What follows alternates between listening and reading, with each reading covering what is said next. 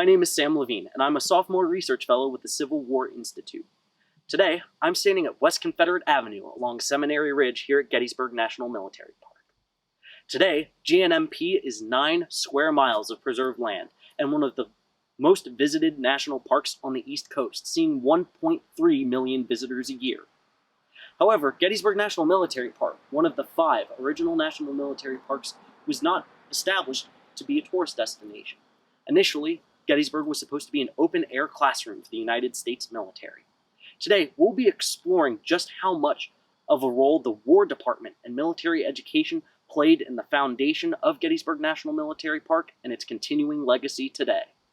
As soon as the fighting ended here at Gettysburg, people knew the significance of the ground here.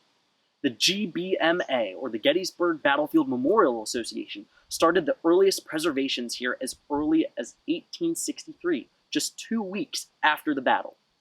Initially, they purchased a tract of 522 acres of land here, following the Union line, just behind me at Cemetery Ridge.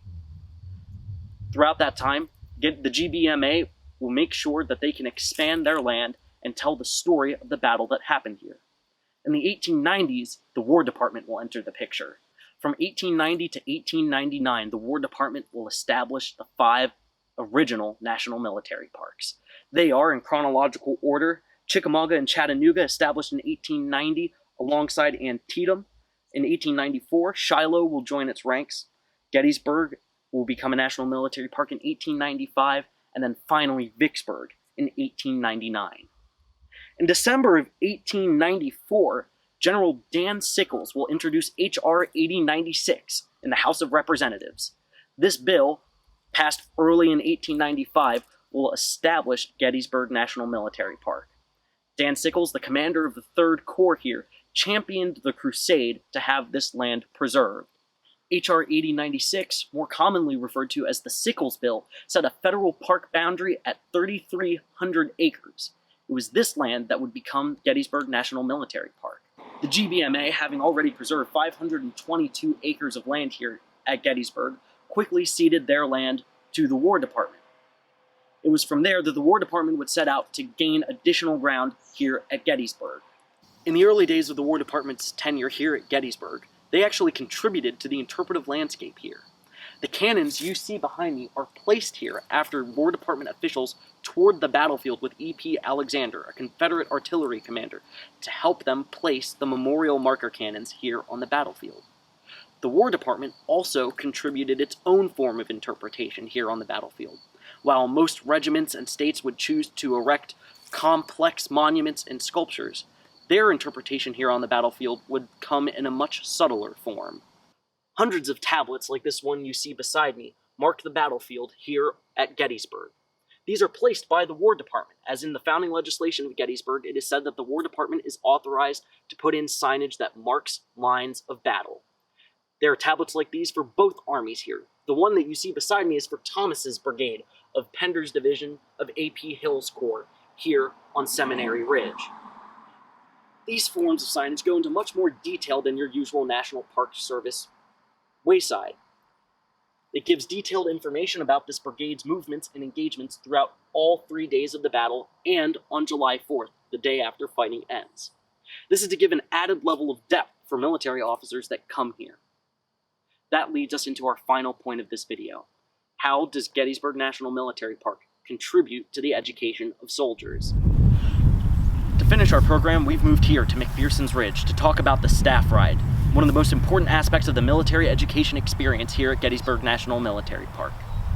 The staff ride is an important tool used for officers across all phases of their careers, whether they're ROTC cadets or seasoned high-ranking officers. The staff ride is a truly unique experience, and I've been lucky enough to be able to participate in one. The first thing to know about a staff ride is that it is not a battlefield tour. It's the study of leadership and military doctrine on the field. A staff ride is completed in 3 phases.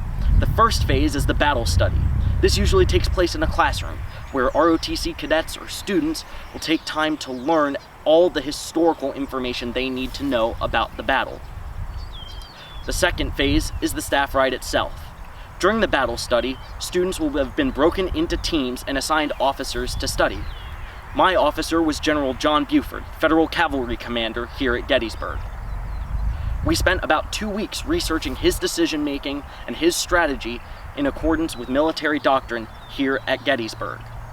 On the day of the staff ride itself, we came here to McPherson's Ridge. You can see the James McPherson barn in the background just behind me. It is here, just across the street from his statue, that we talked about his decision-making and how it fit into the Battle of Gettysburg. The third phase of the staff ride is a debrief. Students or cadets will hear every team member talk about their officer and about the other officers in the staff ride. At the end of the day, the group will come together and talk about what they've learned and see that tried and true military doctrine stands up to the winds of change. It's important to note that a staff ride is not a one-size-fits-all experience. A staff ride can be different from those like ROTC cadets who do a staff ride to fulfill a commissioning requirement before they are granted the rank of second lieutenant, or for experienced colonels and other high-ranking officers as they look to continue their military careers. The staff ride is truly an exceptional experience and a key part to Gettysburg's legacy as a site of military education. I'd like to thank you all for taking the time to join me today here at the battlefield. And until next time, I'm Sam Lavine. Thank you very much.